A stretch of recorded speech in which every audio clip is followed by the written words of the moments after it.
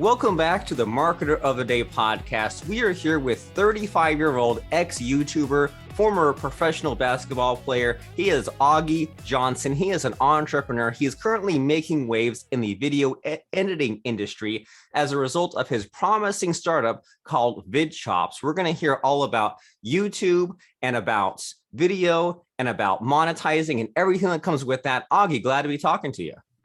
Yeah, thanks for having me on the show, man. It's gonna be good. I can already tell. I like the energy. You're kind of pumped up. You drank some coffee?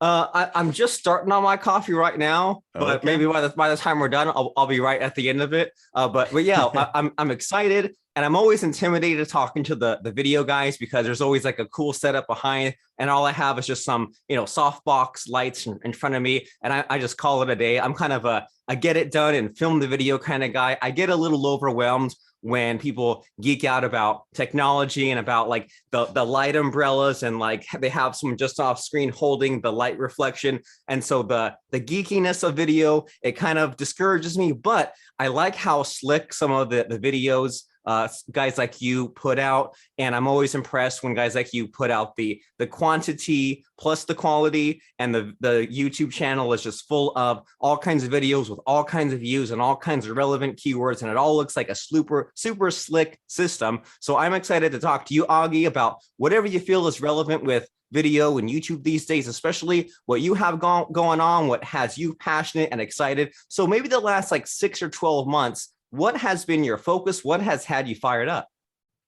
Yeah. So really, I'm here to talk about video and online video, and that's really what gets me fired up is the future of online video and really just the power of online video. Right? I'm talking about you could literally use online video to grow $1 billion business, right? And we're talking about using videos in your ads, videos in your sales process, and maybe even videos as part of your content marketing plan, right? Videos online is what you need to be doing if you want to grow your business.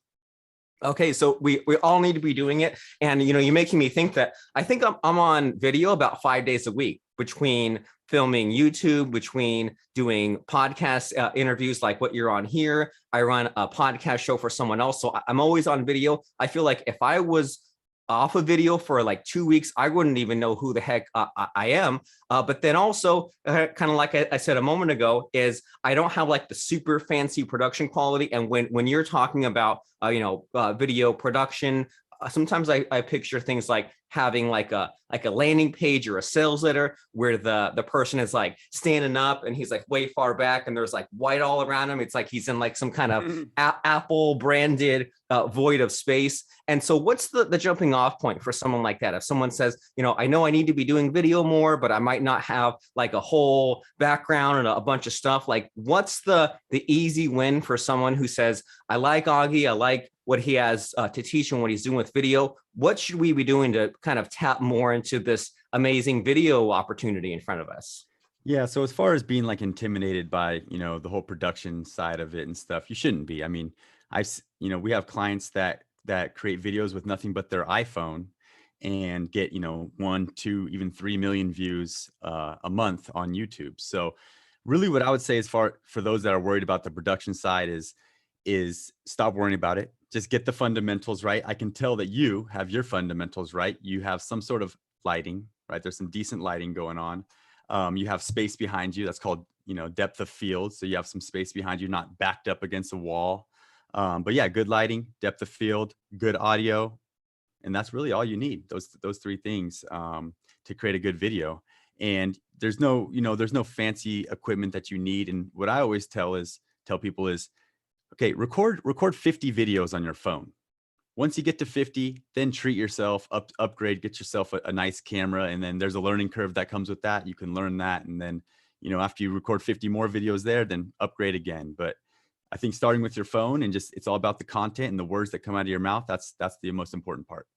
Well, I think you're speaking my language here because I'm similar in that way, in that I know that my setup is not the best, and I record some content and then I upgrade a little bit. I mean, like how you have the fancy headphones. For so many years, I just use like this super cheapo $25 Logitech headset. I'm sure you've seen it. It's like the cheapest possible thing you could do aside from just speaking into your microphone. But then I upgraded and I tried some equipment, and I finally just now added in like the Mhm. foam on the wall. But I mean, it took like so many years to get there. So it's reassuring, kind of like it's like almost like stair stepping to where you need to go. And so now you're saying, okay, record 50 videos on your phone and then upgrade and record 50 more videos. What kinds of videos are missing? And I know that it's kind of like a, you know, a case by case basis, but as far as like sometimes I'll like search for something and I'll be like, I wonder if someone is searching this looking for me. And then I know there's like always tools, but I always get stuck there thinking like, okay, if I wanted to record 50 videos, if Augie said my homework assignment for the next few weeks, figure out 50 videos, what should we be recording videos about? Yeah, that's a good question. And it all comes back to marketing, right? I mean, why are we creating the videos? Well, let's go ahead and start with that. We're creating the videos to get what? Traffic, right? We want more eyeballs on our products or our services. So if you're selling, I don't know, a widget on your website, you could have a content marketing plan to release, let's say, one video a week on YouTube and hopefully get eyeballs and get traction on there to get more traffic to your website. So that's the why. That's the why of why we're creating videos. Now, the how, as far as the 50 videos, it comes back to marketing. You need to look at who is your ideal client, who is your ideal customer, who is your avatar, like is what most people say. And then you want to come up with video topics that they would like. So if I was to say, like, let's say you're selling surfboards, okay, you're e-commerce selling surfboards online or maybe locally, who knows? Well, your avatar is a surfer, right? So what kind of stuff are surfers looking up on YouTube? Well, they might be looking up how to carve. I'm not a surfer myself, so I don't know all the lingo. So you'd want to make a video teaching them how to carve. That'd be a great video topic. Post that on YouTube, and you could rank for the search term "how to carve a wave." How to carve a wave, I guess. I don't know. That's not a great example, but you get the idea. Okay, so look, instead of just making it, product based or thinking of some topic randomly, you say figure out your customer avatar and then reverse engineer or whatever term there is to think about, okay, like what would they be searching to find you? And then so then once you figure that out, do you have any like guidelines or like best practices about like just the length of the video or like what we should focus on? Because you always hear about like things like short attention span or like make a 3 to 5 minute video or like think of 3 things or like the beginning and a middle and an end, and don't forget to tell people to smash that subscribe button or here's the link to go. So like what are your handful of best practices if we're making this video on how to carve, whatever the heck carving is, and we were to click that iPhone because you said just start with an iPhone and go? What should we be keeping in mind when filming these first few videos? Yeah, so what you're going for on YouTube is you want people to watch your video for a long time, right? It's called watch time. You've probably heard of it before, and YouTube will reward you for that. So if you do release a video, how to carve a wave, and people are watching a good majority of it, then it most likely will rank for that search term. Another thing you're looking for on YouTube is, yes, you want people to watch your video. You want them to watch them for a long time, but you also want them to watch more videos. So we're all accustomed to the term binge watching, right? So we want to create a binge watching experience on our YouTube channel. And if we are able to do that, then YouTube will reward us and they will promote out our videos to other people that are interested in surfing. So for example, there's somebody else that's interested in surfing. They finish watching a surfing video. Now our video gets recommended to them because they've shown to like surfing videos, and they click on ours. And YouTube is rewarding us because other people watch our videos, and when they do watch them, they watch them for a long time, and they also watch multiple videos from us. So it's all part of this YouTube algorithm to not only rank for search, but to also get free promotion through the YouTube algorithm. It's called suggested or browse views. Well, that makes logical sense that YouTube would look at what percentage of your video that you watch. And if YouTube sees that, well, everyone's clicking in and after 20 seconds they're clicking out, that's a good reason to punish you. But then if you have a 5-minute video and everyone's watching to like 4 minutes 58 seconds, cool, people watch the whole things. And then when you have like your title and your keywords and things like that, then it also makes sense that if someone is watching a similar video, then YouTube will go and rank that. And I noticed that in your bio and the things that we know about you is that you talk a lot about monetization, which is, it's one of those things where I've never really like cared much about that or like paid much attention to it, because as a lay person, I always think of the YouTube monetization. Well, I think two things. The first thing that comes to mind is if I monetize my YouTube channel, then that will kind of open up someone else to run ads in front of my videos, which I know there's ways they can run ads on the sidebar. I'm thinking like, if I monetize my YouTube video, then there'll be ads, especially from a competitor. But then the also thing that comes to mind from no information, no data, just from like anecdotally is it's like as if it's like AdSense. Like if I enable monetization, then it'll just be like a few pennies here and there. But then I know that like you have clients and you have the millions of the views, so it adds up. But what are your thoughts on those two things? If I say, well, YouTube does monetization, but is there a case where like it wouldn't make sense to monetize? And if I did, like would it at first just be those few pennies? Yeah, that's a good question. So it actually is an AdSense program. So it is actually connected to AdSense. So funny you say that. But you know, the YouTube ads, the way you make money off YouTube ads, right? It's just like a cherry on top. It's not the main strategy that you should be using to monetize off of YouTube.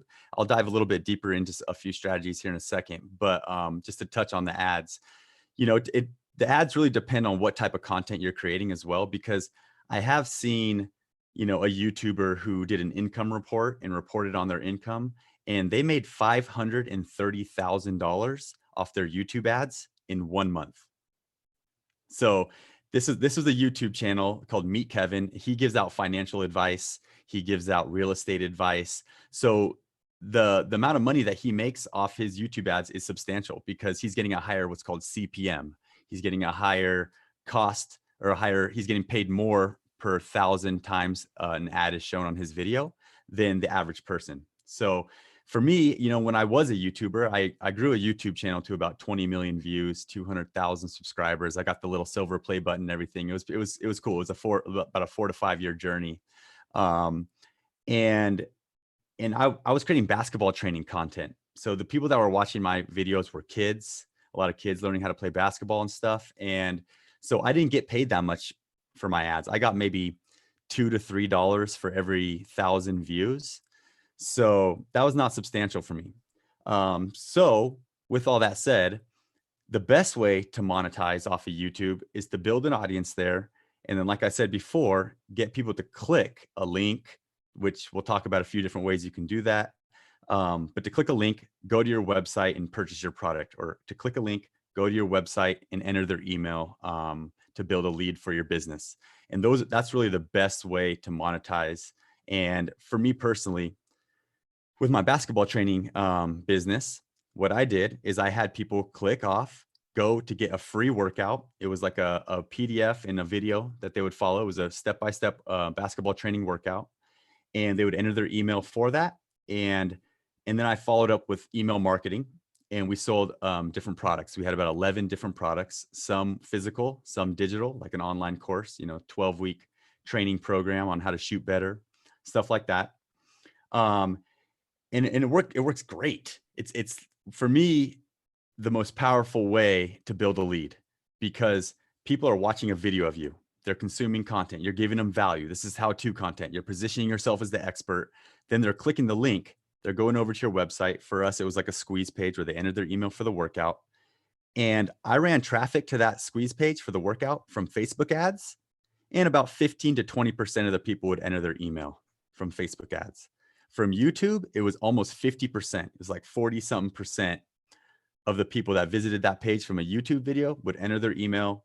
And then the crazier part is in the email follow-up, we saw that people who entered their email from YouTube were much, much more likely to buy than somebody that entered their email from the Facebook ad. Like, I'm talking about much more likely to purchase. So that's kind of the whole strategy right there. And as far as the link, right, where do you put the link? YouTube makes it really easy on you. You can put the link in your description. and you can have a call to action at the end of your video. Hey guys, if you guys like that video today and you want to improve your basketball skills, click the link in the description, head over there, enter your email, and get the free workout. YouTube also has things called end cards.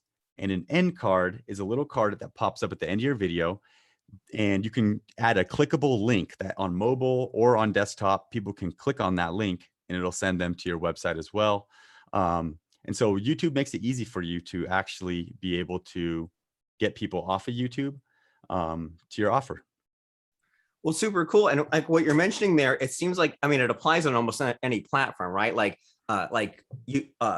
websites with just like a regular Google AdSense, a non-YouTube, with just like having the little ad box on a website. Yeah. Someone clicks it, you get your 2 cents, and then it goes off into some affiliate program or someone else's funnel where they make way more.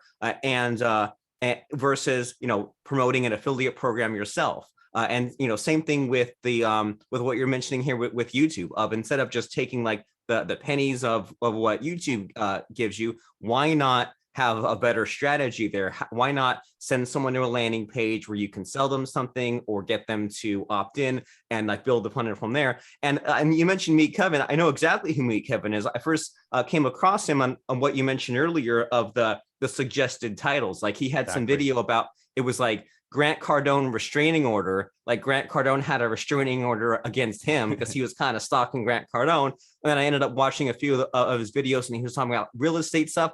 And then he like ran for governor in California when there's this recall election. So like crazy how like some of these YouTubers start here and then kind of go off into like bigger and better things. And so you mentioned a little bit in there, you said something like you used to be on YouTube, or you were talking about some of this basketball like videos, content you made in the past tense. So like what's happened there? What did that turn into? Yeah, so as I was creating content for YouTube, like I said, I did it for a long time. I got a little burnt out. You know, at some point I got a little burnt out creating videos all the time. It's challenging. And so I said, hey, well, what's happening here? And kind of looked at my process and what I was doing. And I realized that I was spending a ton of time editing the videos. Like I would go and record like 4 YouTube tutorials in like an hour at the gym. And then I'd have these 4 videos at home, and I would be like, okay, let me sit down and start editing them. And I'd edit the first one. It took me like, 2-3 hours. And then I had the second one. And so I was like, you know what, I'm going to try to solve this pain point for YouTubers. And so that's actually what ended my my time on YouTube, is I started focusing on a new company called VidShops, where we edit for YouTubers. And that's kind of our shtick, is that we edit, YouTube content. We got a bunch of clients, and that's what kind of ended my YouTube career.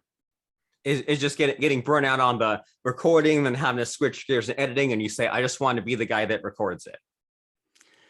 Yeah, exactly. And for me, it was more like, how do I solve this for YouTubers and create this editing solution? And it kind of just took my attention away from actually being a YouTuber myself. So that's kind of what, I started focusing on this new thing.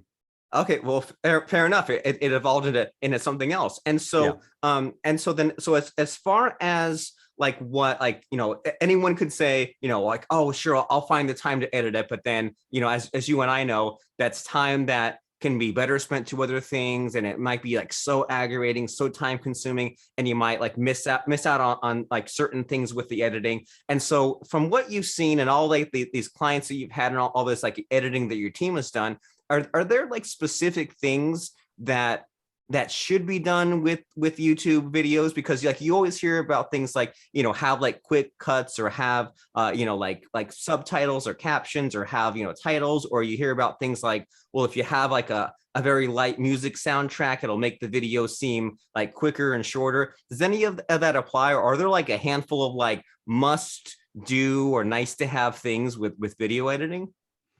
Yeah, so if you're talking about strictly YouTube content, most likely you're talking about talking head videos, right? I mean, there are vlogs, there are these other kind of videos, action type videos, but I would say the majority on YouTube are talking head videos, which is basically what we're creating right now, right? So to edit a talking head video, there are a few things that that we do at VidShops. We use cuts, and we use crop ins and crop outs. So for example, a jump cut is a common thing that you'll see on YouTube, where someone's talking and there's quick cuts and removing all the pauses basically, and most likely removing all the mistakes that the that the video creator is making.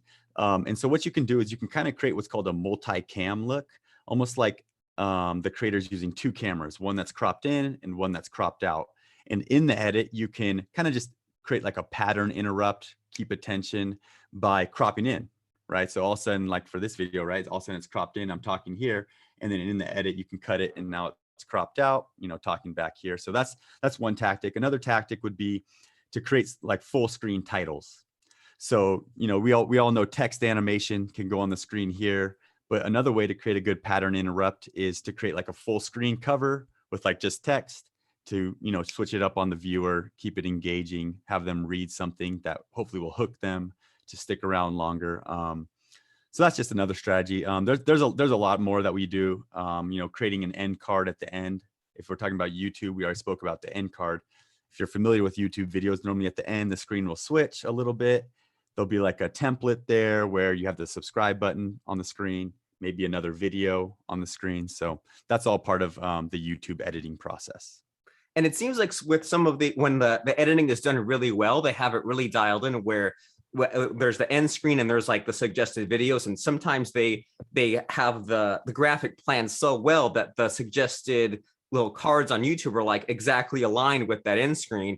And I've sometimes seen things like with like other podcasters, they'll have like that second camera and they'll just have it like off to the side. So then if you're talking and it's some big long conversation, like it'll sometimes like just seamlessly cut over there for that part of the sentence and then back. And you can just tell that they probably just were running these cameras at the same time. And they just sent it off to the video editor and said, here, you cut it in where it makes sense. And I mean, and that seems amazing, right, Augie, to just be able to say, let me click the button, make my content, and then the team will make it look really great for me. They'll have that full title card. They'll have the end card. They'll have it cut into things for the pattern interrupt to make it all super a great experience for the person watching. It'll seem like good production quality. It'll be entertaining. It'll feel good to watch. It'll satisfy YouTube's algorithm because with all the quick cuts, suddenly it's 6 minutes later and it feels like it's been 30 seconds watching this video. So it sounds like an amazing thing that we all should be doing. But how do we know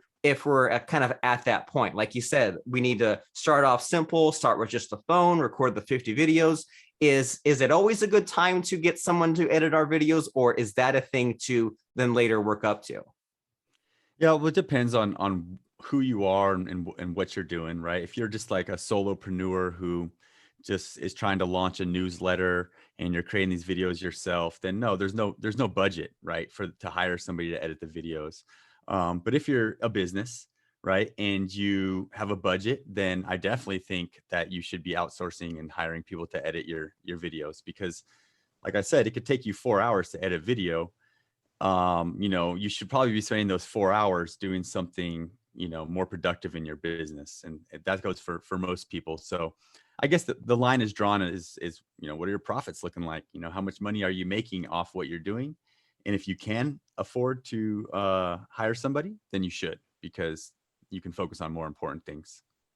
And I'm sure that some of these high profile YouTubers who have this problem of spending too much time of editing their own videos. Like the names escape me, but every now and then you hear about some YouTuber who gets their channel taken away, or they get YouTube slapped for some reason. And then the thing that always comes up with them is like, you hear they drop these little bits of like, I'm spending 12 or 13 hours on this channel. I'm thinking like, well, I understand, doing your research and doing your recording and, making it look good and doing multiple takes. But then if you add your own editing on top of that, like it's at a certain point, it seems like a bad use of the time, that there's probably like 8 or 9 other tasks that are slightly higher in the order of importance. So that makes a lot of sense. But when it comes time to jump into this editing thing, like you said, if you're serious about your business, if you're looking to get the message out, then it may be time to have this whole editing service, editing team. And what should we be budgeting for this venture? Because I honestly have no idea if this is like a hundreds of dollars per month, that this is thousands of dollars per month, that this is like a flat rate per video. So what more or less is like the budget that we should be thinking about for video editing? Yeah, for us, what we charge is very affordable. I mean, if you release one YouTube video a week, you're a YouTuber. Like that's a pretty common, YouTube release schedule, 1 video a week.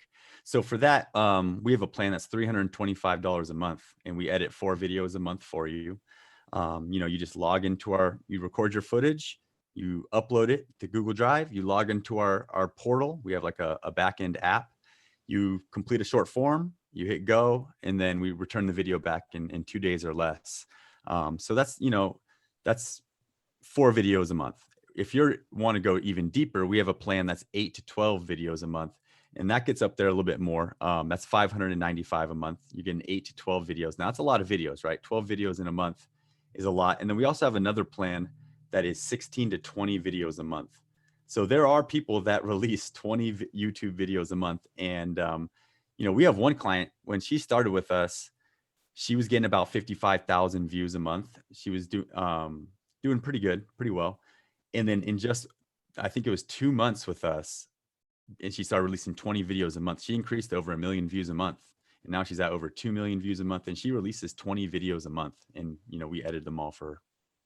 And I mean, for someone who wants to, who knows that, okay, it's good to be realistic and to start with 1 video a month, but man, 20 videos a month, like that sounds like an amazing goal to aspire to. Like it seems like once you're at that level, like the amount of keywords and traffic and clicks that you could pick up is like amazing if you do it right, if you're not putting out bad quality content, if you're like, targeting the things that people want and keyword research, and, if the editing is slick because of your team and it all, makes it for a good video. I mean, that sounds like a really awesome goal to aspire to. And I know that it's getting to that goal depends on what else you want to accomplish. But do you have any kind of like encouraging words of advice for people out there that are thinking like, man, 20 videos a month, I'd love to hit that goal and like just stick with that for forever and ever. So is there hope to get there? And what would you say as far as like the encouraging advice to get to that point? Yeah, there is hope. And my advice is just to start, because you're only going to get better. And, it's the video, all the video coming up with video SEO and doing all that stuff's the easy stuff. Like that stuff you can sit down and make that happen. The hard part is the words that come out of your mouth, right? The hard part is sitting in front of the camera and being able to deliver your lines and deliver good content that's valuable, right? That's the hard part. So my advice to you is you're going to suck at first. You are. I mean, I can look back at my old videos. My first one sucked. You could probably relate to that in some way too. The first podcast you made, you probably were terrible, but now you're amazing. And same with me. I got better over time with my delivery and how I recorded. And, after, I don't know, you think about it, 50 videos in, you're going to be pretty good at delivering your lines and stuff. And even to this day, like it just rings in my head. What's up, guys? Augie Johnston here, ballerbootcamp.com. In today's video, I'm going to be teaching you how to shoot a jump shot. It just comes so naturally now because of practice. So it's a growth mindset. Have a growth mindset. Know you're going to get better. Actually publish those videos. A lot of people record them, they edit them, they're ready to publish. They get nervous. They never even publish them. You have to get past that part. And your first few videos, you're not going to get a ton of traction anyway. So just get started is my advice. I love that advice. Get it out of the way. And there also seems to be, and what you're mentioning is a lot of like maybe like psyching yourself up just to get it done. And then when it's recorded to say, well, hey, actually publish it because they need to start somewhere, and everyone else started somewhere, and just get it out there. And also, I mean, you're making me think like there's something to be said about the scrappy years, right? The scrappy years were kind of fun. And there's been so many times when I think it was maybe like 15 years ago, I was just looking on how to do a green screen, right? Like how to have the backdrop, how to do the lighting, how to use the software. And there was like one piece of software that did it, and it was one click. And I found this like really poorly done video from this 8-year-old kid. And I wouldn't even know how to find it, but I wish I could find that video, because that 8-year-old kid's probably like 30 something now. And it was just like super, just, I mean, kind of poorly done from like a production standpoint, but it was exactly what I needed. And I think I clicked through like 3 or 4 videos before then, and there was like all this intro and leading up to it and trying to be official and trying to be perfect. And I'm like, just show me the nitty gritty tutorial from the kid who says, go to the software, drag this thing, click this thing. And there might even been like a a message on the bottom of like, this is like the trial version of your video recording software, I really didn't care because I just wanted the answer to what I was looking for. So you're bringing back all these positive memories of putting out the early content, putting out the videos, maybe in a little bit of a sloppy way, but in a way that's authentic and genuine and helps people to get the answer from what their problem is, and knowing that the polish, the slickness, the production quality, all will just naturally increase over time as long as we kind of have that habit, stick with it, make money from it. That way, there is more of a reason to keep going and more of a reason to kind of reinvest and improve the equipment and everything that comes along with it. So now that we've kind of heard about the things we need to do, and we've been impressed by your accomplishments and your client stories and things like that, what's the next step here? How do we jump on board this video editing bandwagon? Yeah. So if you want to check us out, you can check us out at vidchops.com. And like I said, we're here just to take the burden of editing off anybody that creates online videos. And, a lot of our clients are thought leaders, experts, some YouTube personalities, and a lot of them are small businesses. I mean, even companies like StreamYard and stuff have used us and do use us. So yeah, if you're creating online video and you need a solution for editing, then you can check us out. Fabulous. Vidchops.com is the place to go. And that is Augie Johnston. Any final parting words or advice as we wrap this up? Any like sentence or two to really help just give us a message that sticks with us? That way we keep on going and we just continue to find bigger and better heights. Any parting words of advice?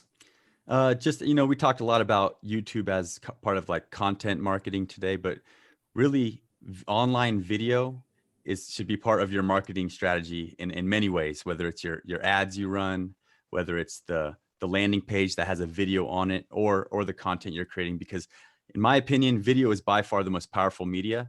I mean, I could probably show you a video right now that would make you cry, right? I mean, I'd say it's possible. I don't know if you're a sucker for sad movies, but it could happen. It could happen, and that's the power of video. So, people buy through emotion. So if you're looking to sell your product, video is where you want to be. Awesome. Augie Johnston, vidchops.com. We will see you there. Go there right now before the podcast is even over, because there's going to be some other distraction, and it might even be a video, right? It might be a video on Facebook or YouTube, and your life and your day is full of so many distractions that can always pull you away from what you want to do. But what do you want to do? You want to grow your business. You want to get more attention to what you want attention on. The way to do that is video, but you can't be spending all this time figuring out the editing. So Augie Johnston, vidchops.com. Go there right now. And thank you, Augie, for stopping by and for having fun with me and for telling us what we need to know about our YouTube video content. I appreciate it. Yeah, thanks for having me. Always fun to talk business.